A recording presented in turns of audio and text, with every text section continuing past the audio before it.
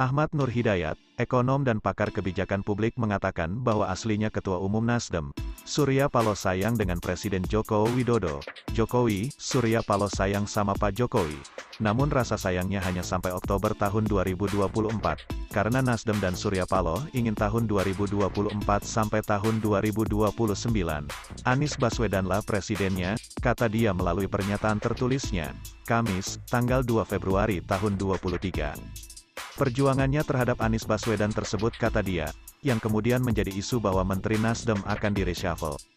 Prediksi reshuffle ini menguat dan tentu sangat beralasan. Selain isu dukungan terhadap Anies Baswedan, ada alasan lain yang mengarah kepada reshuffle tersebut, tambahnya. Di antaranya adalah rapat terbatas, ratas, mengenai masalah beras di Istana Negara yang tidak dihadiri oleh dua menteri asal Nasdem adalah Menteri Pertanian Syahrul Yassin Limpo dan Menteri Lingkungan Hidup dan Kehutanan, LHK, Siti Nurbaya Bakar. Para menteri malah asyik melakukan manuver politik dengan Golkar.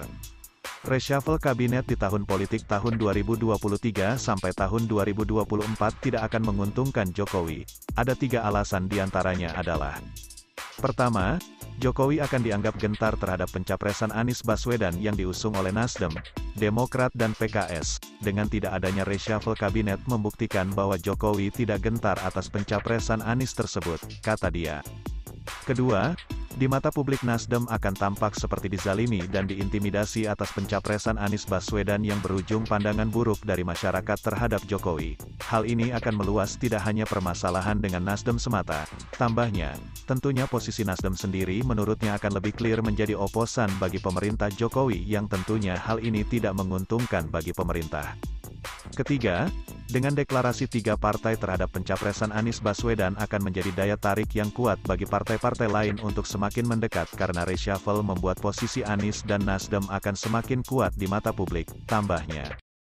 Karena ketiga alasan tersebut, maka sebagai bentuk nasihat kami kepada Jokowi, maka Jokowi sebaiknya tidak perlu melakukan reshuffle, lebih fokus kepada penyelesaian tugas dengan optimal hingga akhir masa jabatan, dan secara intens mengoptimalkan kabinet saat ini sehingga bisa menyelesaikan tugas-tugasnya dengan baik. Ini juga untuk menghindari konflik politik yang tidak perlu yang dapat mengganggu kinerja pemerintah. Tutupnya. Jadi bagaimana menurut Anda?